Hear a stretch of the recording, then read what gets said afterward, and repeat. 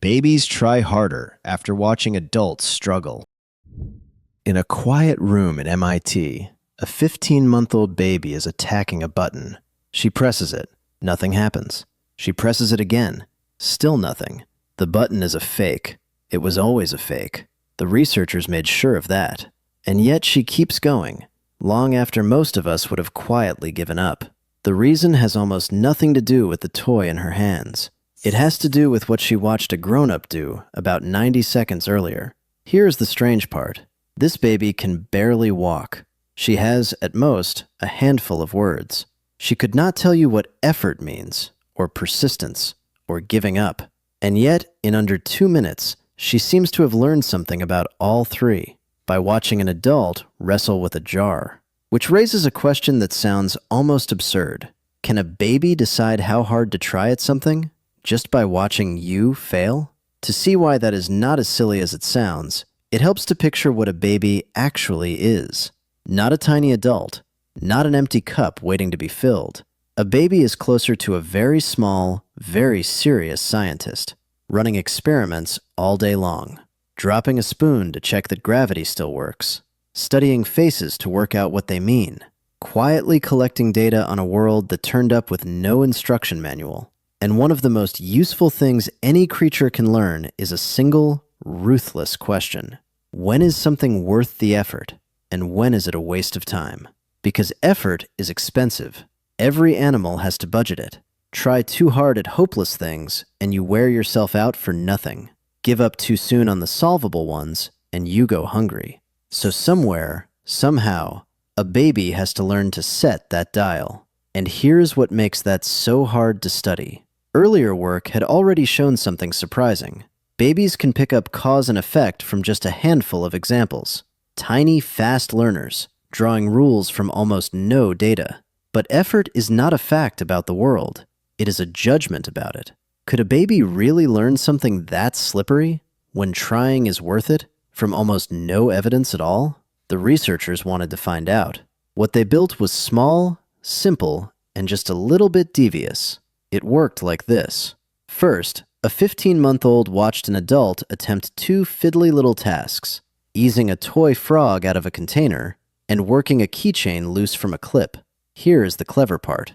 Half of the babies watched the adult breeze through it. Frog out, keychain off, 3 quick wins in about 30 seconds. Effortless.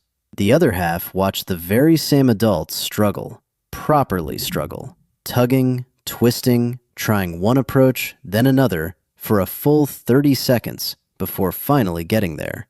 Same tasks, same happy ending. The adult always succeeded.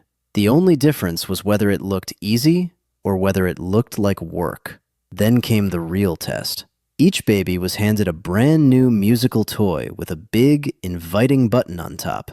What the baby did not know was that this button was a decoy. It did nothing at all. The toy could be switched on, but only through a second button hidden underneath. And the scientists simply counted. How many times would this baby press the dead button before they gave up or turned to a parent for help? The babies had no idea they were being measured, but the number they produced turned out to be quietly telling. The babies who had watched the adults struggle pressed that button almost twice as many times as the babies who had watched the adults succeed with ease. Same toy, same dead button, same age, give or take. The only thing that had changed was a 30-second performance they had watched a couple of minutes before, and the effect was oddly specific. There was no difference in how long the babies played with the toy, or how often they tossed it back to a parent. The gap showed up in exactly one place: how many times they were willing to try the hard thing before asking for help.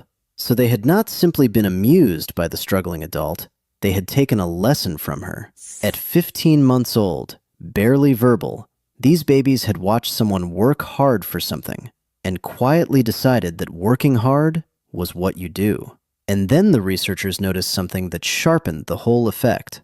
It mattered how the adult struggled.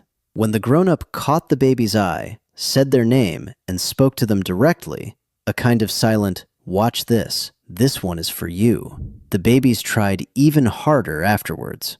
Strip those small social signals away, And the lesson still landed, but faded.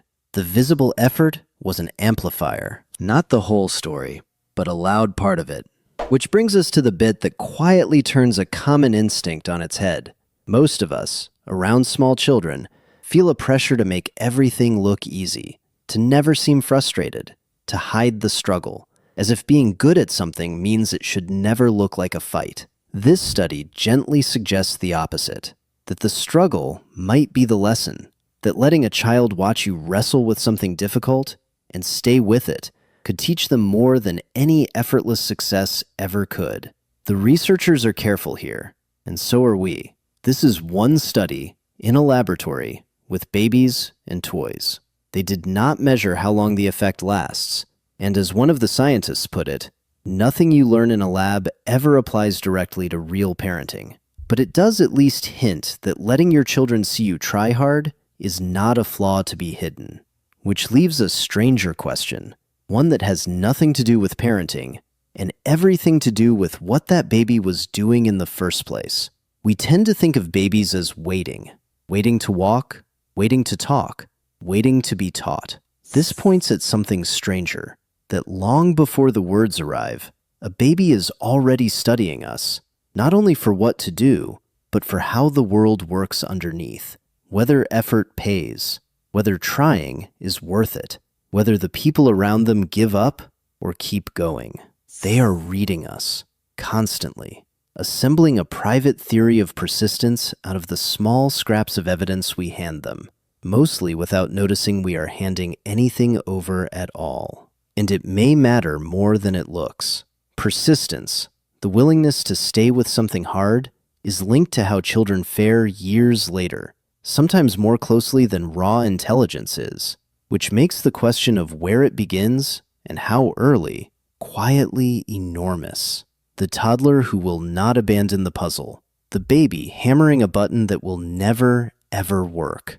We call it stubbornness.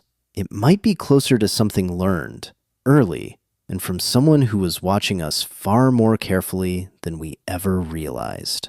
So the next time a small child sees you fighting with a stuck jar lid and refusing to let it win, it might be worth remembering. Somewhere behind those wide eyes, they may be taking notes. If you enjoyed this strange little journey, subscribe and help us reach 1 million curious minds. There are many more weird facts hiding in plain sight, and we intend to bother all of them. The only question left is which one we bother next.